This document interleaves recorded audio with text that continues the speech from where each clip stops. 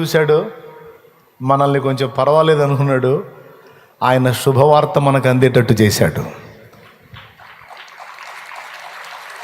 అందరికీ చల్లాడు సువార్త, కానీ అందరూ తీసుకోవాలా. మెత్తని హృదయాలు ఏవైతే ఉన్నాయో, మంచి నేలలు ఏవైతే ఉన్నాయో ఆ హృదయాలు తీసుకున్నాయి. ఈ హృదయాలను ఆయన ముందే ఎరుగున్నాడు. ఎప్పుడు ఎరుగున్నాడు నిన్ను నన్ను దేవుడు అంటే, ఇర్మియా గ్రంథంలో చెబుతాడు, తల్లి గర్భములో పిండముగా నీవు రూపింపబడక మునుపే నేను నిన్ను ఎరిగి తిని అంటాడు. మైండ్ పోయిద్ది అసలు. పిండంగా రూపించబడి పెరిగి పెద్దయి మన బుద్ధులు బయటపడితే ఎరగటం జనాలకు తెలుసు. అబ్బాయి పుట్టాడంటగా, అమ్మాయి పుట్టిందంటగా అని ఇకిలిస్తారు. పుట్టాడు, పుట్టినోడు సైకో అవుతాడో, సైతాన్ అవుతాడో, సాత్వికుడు అవుతాడో ఎవరికి తెలుసు. కానీ తల్లి గర్భంలో ఇంకా పిండముగా మనం రూపింపబడక మునుపే మనల్ని ఆయన ఎరిగి ఉన్నాడట. అర్థమైందా? ఎప్పుడు ఎరిగి ఉన్నాడు? ఇర్మియా గ్రంథము 1:6-4 చూసుకో. ఇర్మియా గ్రంథం 1వ అధ్యాయం 4వ వచనం, అందులో చెప్తున్నాడు 5వ వచనం, గర్భములో నేను నిన్ను రూపింపక మునుపే నిన్ను ఎరిగి తిని, నీవు గర్భము నుండి బయలుపడక మునుపే నేను నిన్ను ప్రతిష్ఠించి తిని, జనములకు ప్రవక్తగా నిన్ను నియమించి తిని అన్నాడు. ఎప్పుడయ్యా? పుట్టిన తర్వాతనా లేకపోతే పుట్టక మునిపేనా? 5వ వచనం, గర్భములో నేను నిన్ను రూపింపక మునుపే నిన్ను ఎరిగి తిని. అంటే తల్లి గర్భములో మనల్ని రూపిస్తున్నవాడు ఎవరు? అమ్మాయి పుట్టాడా, అబ్బాయి పుట్టిందా? అబ్బాయి పుట్టాడు. అబ్బాయి పుట్టాడా? అబ్బాయా? అమ్మాయి పుట్టింది. అమ్మాయా?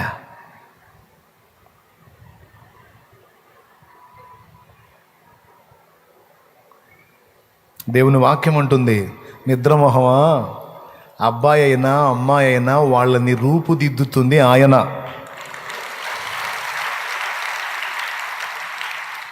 నీకు 2 పుట్టినా, 3 పుట్టినా, 4 పుట్టినా, నీకు ఓపిక ఉండే 40 మందిని కన్నా, నీ కడుపులో ఉన్న పిండాన్ని రూపుదిద్దుతుంది ఆయన.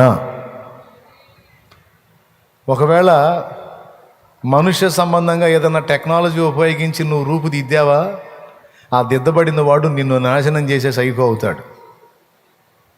దేవుడు తన చిత్తానుసారముగా సిద్ధపరిచిన దాని విలువ వేరు, దాని ఏర్పాటు వేరు, అది ప్రత్యేకమైంది.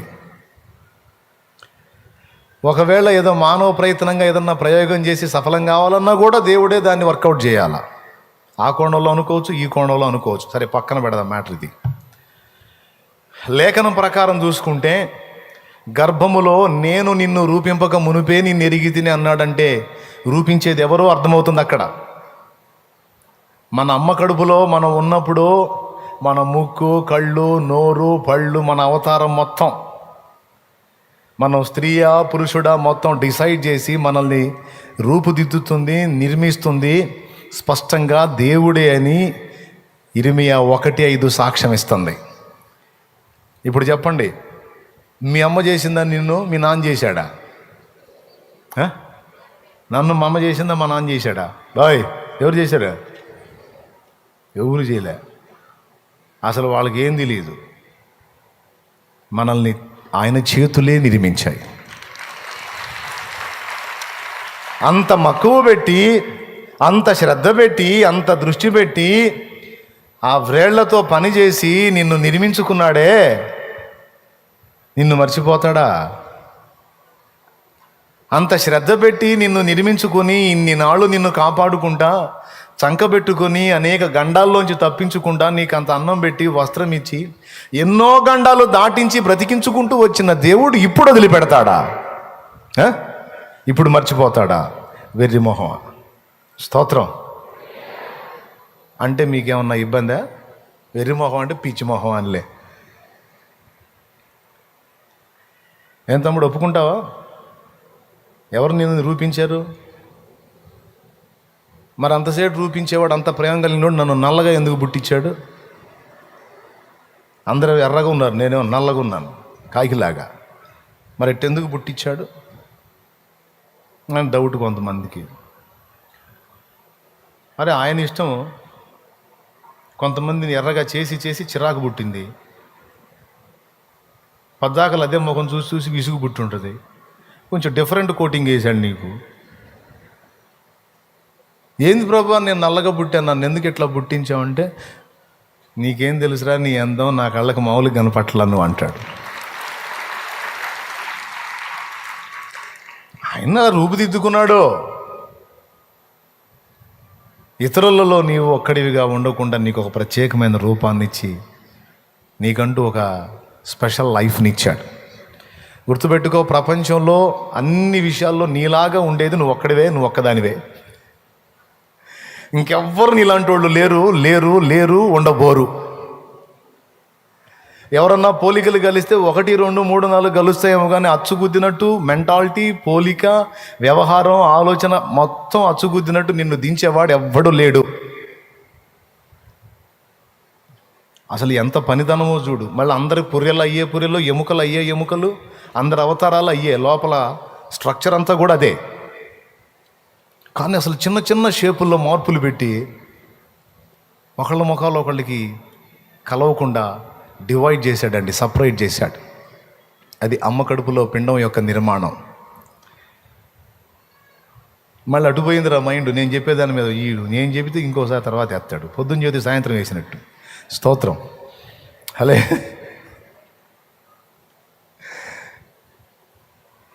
ఇదంతా ఎందుకు చెబుతున్నానంటే, కొద్దిగా మీరు సంతోషిస్తారు, కొంచెం ఆదరణ పొందుతారని.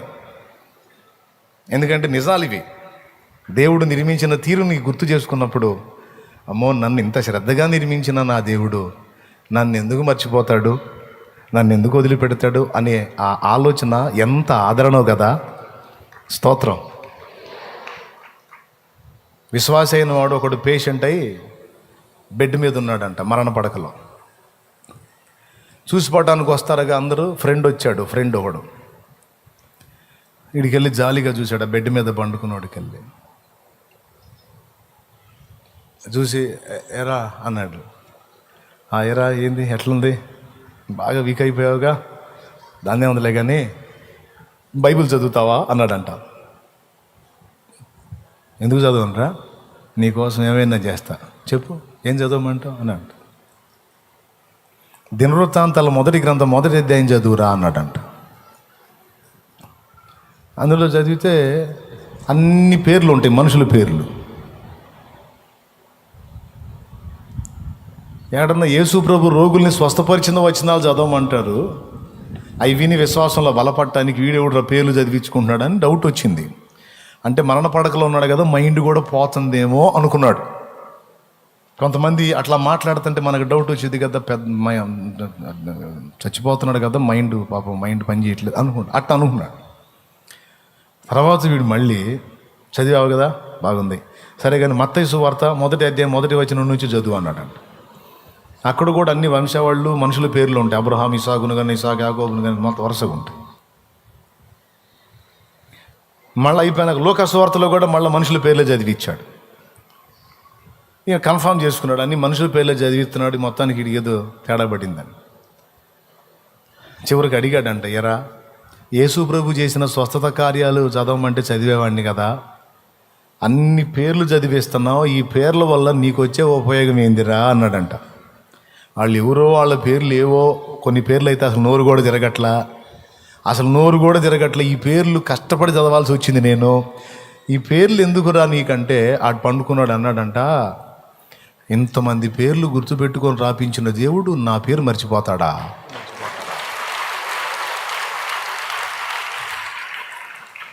అసలు నోరు కూడా తిరగని పేర్లు రాపించినోడు నా పేరు మర్చిపోతాడా, నన్ను మర్చిపోతాడా? ఎంత హాయిగా ఉందో తెలుసా నువ్వు ఆయన చదువుతుంటే అన్నాడు. ఆదరణ అన్నమాట. మనందరినీ తల్లి గర్భంలో పిండముగా రూపింపబడక మునిపే ఆయన ఎరుగున్నాడు. అసలు నిర్మాణం కాకముందు ఎరిగి ఉండటం ఏంటి? అదే వింత.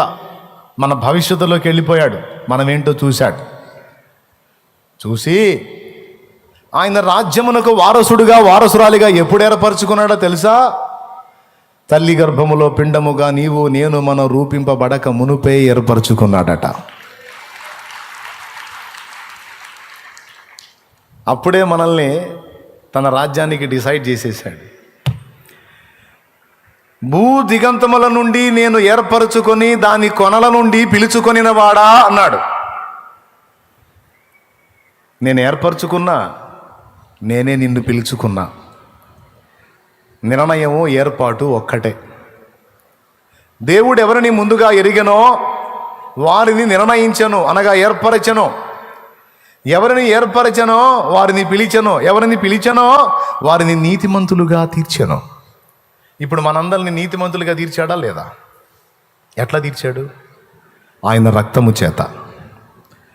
ఇక మనకు ఒక్కటే ఉంది, నీతిమంతులుగా తీర్చడం అయిపోయింది, ఇక మనల్ని మహిమపరచటం ఉంది. అర్థమైందా? అక్కడ మనకు మహిమ ఉంది. ఇక్కడి నుంచి వెళ్ళిన తర్వాత ఇక్కడ కూడా మహిమపరుస్తాడు. పర్వపోయినా పర్వాలేదు, అక్కడైతే నిత్య మహిమ ఉంది. కాబట్టి ప్రియులారా, ఎంత ఉంది మనకు మ్యాటర్. మరి ఏందనుకున్నా, కొంతమంది వాళ్ళు తిట్టుకుంటూ ఉంటారు. తిట్టుకోవద్దు ఇక నుంచి. ఛీ నా బతుకు అనొద్దు అంటుండు. ఏమనుకోవాలి? ఫ్యామిలీకి నేను వేస్ట్ గాడిని కావచ్చు, వేస్ట్ గత్తెని కావచ్చు, కానీ నా ప్రభు నన్ను నిర్మించాడు. నా దగ్గర ఉన్నదేదో, నా పనితనం ఏదో, నాకు ఇచ్చిన సామర్థ్యం ఏదో ఆయనకి తెలుసు, ఇచ్చినోడికి తెలుసు. ఈ పిచ్చోళ్ళకి ఏం తెలుసు? థామస్ ఆల్వా ఎడిసన్ అనేవాడు ఒక వినపడదు సరిగా. చిన్నప్పుడు స్కూల్లో పంపిస్తే లెటర్ ఒకటి రాసి ఆయన చేతిలో పెట్టి మీ మమ్మీకి రాని పంపించారు. ఆయనకి చదువు చెప్పలేక విసుగు పుట్టి విరక్తి చెంది లెటర్ రాసి పంపించారు. మీ వాడికి చదువు చెప్పే శక్తి మా దగ్గర లేదు, అరవలేక సత్తన్నాం, ఎంత అరిసినా ఇడికి వినపడట్లా. స్తోత్రం, హల్లెలూయా. ఎంత అరిసినా వీడికి వినపడట్లా. నీ కొడుకు ఒక దండం, వాడి చదువుకు ఒక దండం, నీకు ఒక దండం. నీ చేతనైతే నువ్వే చెప్పుకో, లేకపోతే ఇంకో స్కూల్లో చేర్చుకో, మా వల్ల కాదని పంపించారు. అంటే వాళ్ళ దృష్టిలో థామస్ ఒక వేస్ట్ పర్సన్, ఒక అసమర్థుడు, బలహీనుడు, చెవిటివాడు, చేతగాని దద్దమ్మ, నిద్రముఖం వేసుకొని ఉంటాడు, ఎంత చెప్పినా అర్థం చేసుకోడు. మన బ్లంట్ భాష చెప్పాలంటే సోదోడు.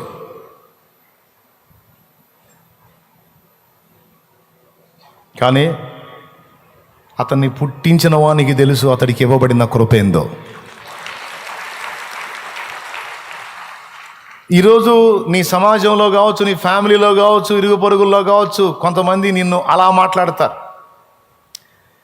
కుక్క బతుకుతుంది, నువ్వు బతుకుతున్నావు, నీ బతుకు జడ అనేవాళ్ళు ఉన్నారు. అంటే నేను తిడుతున్నాను అనుకునేరు మనల్ని. అవునా? అసలు నీదో బతుకేనా? నీదే ఎందుకు బతుకుతున్నావు నాకు అర్థం కావట్లే. మంచి వాళ్ళు పోతున్నారు, నువ్వు బాటలే. అసలు నీ జీవితం ఒక జీవితమేనా? నీ బతుకు ఒక బతుకేనా? ఆ బతుకు ఒక విలువ, ఒక అర్థం, పరమార్థం ఉందా? నీ బతుకు అనిపించుకున్న వాళ్ళు మస్తు మంది ఉన్నారు ఇక్కడ. ప్రజెంట్ కూడా అదే సిచ్యువేషన్లో ఉన్నాను. చేతులు ఎత్తండి. ఎప్పుడో అనిపించుకోవటం కాదనయ్య, ఇప్పటికి కూడా ఏ సన్మానాలు పొందుతున్నా అన్నోళ్ళు చేతులు ఎత్తండి.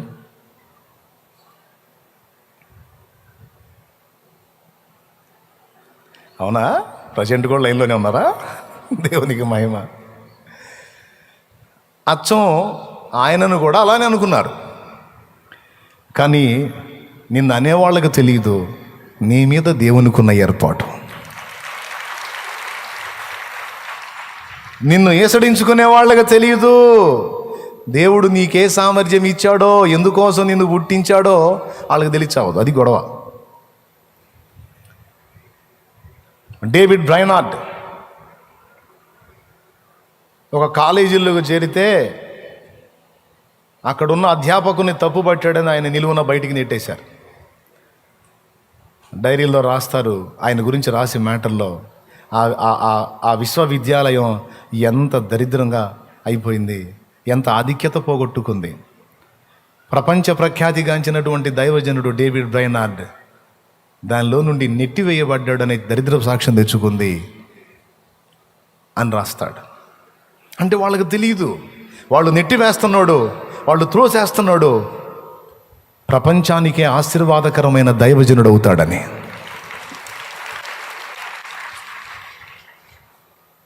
ఈరోజు నీ కడుపును పుట్టిన పిల్లల్ని కూడా నువ్వు అట్లనే అంటుండొచ్చు, ఓ తల్లి ఓ తండ్రి. వాళ్ళని చూసి నువ్వు నెత్తికొట్టుకుంటుండొచ్చు. మిగిలిన పిల్లల్ని చూసి నువ్వు బాధపడుతుండొచ్చు. వాళ్ళంతా చురుగ్గా ఉన్నారు, వీడింత దరిద్రంగా తెచ్చాడు, నా కర్మ ఏందో అని, వీళ్ళ గతి ఏందో, అసలు వీడి పరిస్థితి ఏందో అని నువ్వు ఆవేదన చెందుతుండొచ్చు. కానీ వాళ్ళని పుట్టించింది నువ్వు కాదు, వాళ్ళని పుట్టించింది నిన్ను కూడా పుట్టించిన సృష్టికర్త. వాళ్ళ మీద ఆయనకున్న ఉద్దేశం ఏదో ఆయనకుంది, ప్లాన్ ఏదో ఆయనకుంది, ఏర్పాటు ఏదో ఆయనకుంది, ప్రణాళిక ఏదో ఆయనకుంది. దానిలోనికి వాడు వచ్చిందాకా పిచ్చోళ్ళలాగే కనపడతాడు. దేవుని ఆలోచనల్లోకి ప్రణాళికలోకి వాడు వచ్చిందాకా సోదరులాగే కనపడతాడు. ఆ ఏర్పాటులోకి, ఆ లైన్లోనికి, ఆ ట్రాక్ మీదకి వచ్చిన తర్వాత వాడు నీకు అందడిక. అప్పుడు పోయింది నీ బుర్ర, వీడినేనా నేను ఇలా అనుకుందని. పక్క స్తోత్రం. స్కూల్ పంపించేసింది థామస్ని. వచ్చి అమాయకంగా తల్లికి పేపర్ ఇచ్చాడు. ఏంట్రా అంది. స్కూల్లో ఇది ఇచ్చి పంపేశారమ్మా మధ్యలోనే. చదివి ఏడ్చుకుంది. ఆ మాటలు ఉన్నాయి అందులో. ఆ చిన్నవాడిని నిందిస్తూ వాని అసమర్థతని తిడుతూ ఉన్న విషయాలు ఉన్నాయి. వాళ్ళమ్మ అదిగా ఆమె ఫోటోలో దగ్గరకు తీసుకొని బిడ్డను ఏడ్చుకొని ప్రభువుకి స్తోత్రం చెప్పుకొని బాధపడుతుంటే ఏందమ్మా అని అడిగాడు. అప్పుడు ఏం చెప్పిందో తెలుసా? కొడుకు చెవిని దగ్గరకు తీసుకొని, నువ్వు పెద్ద మేధావంట, నీకు పెద్ద జ్ఞానం, ఎక్కువ జ్ఞానం ఉందంట, నీ అంత మేధావికి జ్ఞానికి చదువు చెప్పడం వాళ్ళకి చేత కాదంట అంది. ఆ లెటర్ దాచిపెట్టుకుంది. పోయి ఆమె బాక్స్ ఆమె పెట్టెలో భద్రం చేసింది. ఎక్కడో పుస్తకాలు అడుగుని పెట్టేసింది. తనే తనకు తెలిసినంతవరకు చెప్పుకుంటూ బిడ్డను అవగాహన కల్పించుకుంటూ పెంచుకుంది. చిన్నగా డెవలప్ అయ్యాడు. ఇన్నర్ ఫీలింగ్, ఆయన లోపలి ఫీలింగ్ ఏంది? ఆయన ఫీలింగ్ ఏందండి లోపల? మేధావిని మా అమ్మ చెప్పింది, జ్ఞానవంతుణ్ణి మా అమ్మ చెప్పింది, తెలివి గల్లవాణ్ణి మా అమ్మ చెప్పింది, మా అమ్మ దేవుని మనిషి. విశ్వాసం. నిజంగా అదే జరిగింది. ఈరోజు నువ్వు ఇంటికి పోయి డింగ్మని లైట్ వేసుకుంటే టపీమని లైట్ వెలుగుతుంది. ఎవరు పుణ్యమో తెలుసా? ఆయనే కనిపెట్టాడు దాన్ని. ప్రపంచమంతా కూడా ఈరోజు లైట్ లేకుండా బతకట్లా. అడవుల్లో, మారుమూల ప్రాంతాల్లో సైతం ఏ కొంచెం అవకాశం ఉన్నా సరే, ఏమండి, ఈ మామూలు విద్యుత్ లేకపోతే సోలార్ విద్యుత్ అయినా పెట్టుకొని బల్బులు వేసుకుంటున్నా. బల్బు కనుగొన్నవాడు థామస్ అల్వా ఎడిసన్. ప్రియులారా, ఒకవేళ అదే స్కూల్లో ఆయన నుంచి చదువు చెప్పినట్టయితే ఆ స్కూలు ధన్యమైపోయేది. ఇప్పుడు ఎవరు దరిద్రులు? ఇంత గొప్ప మేధావిని పిచ్చోడు, సోదరుడని బయటికి నెట్టినోళ్ళు కదా దరిద్రులు. నిన్ను పిలిచిన వాడు, నిన్ను ఏర్పరచుకున్నవాడు ఎందుకు ఏర్పరచుకున్నాడో ఆ ఏర్పాట్లోకి నిన్ను తీసుకొచ్చి ఆ పని నీలో జరిగించిన నాడు నిన్ను నిందించిన నోళ్ళు మూతలు పడతాయి. నిన్ను అవమానపరిచిన నోళ్ళు సిగ్గుతో తల దించుకుంటాయి. ఏం కలత చెందాల్సిన అవసరంలా, కృంగిపోవాల్సిన అవసరంలా. నీ కడుపున నువ్వు కన్న బిడ్డల విషయంలో కూడా ఏర్పాటు ఉంది. ఎవరిని వేస్ట్గా తేలా భూమి మీదకి. ఎవరి మీద ఉండే ప్లాన్ వాళ్ళ మీద ఉంది మహానుభావుడికి. కాబట్టి మీరేం కృంగిపోవాల్సిన అవసరంలే. ఆరోగ్యవంతుల విషయంలో అయితే అట్లా ఉంది. మరి బలహీనుల విషయంలో వాళ్ళ మీద ఉండే ప్లాన్ వాళ్ళ మీద ఉంటుంది. ఇంతవరకు మీకు అర్థమైతే నాకు ఆనందం.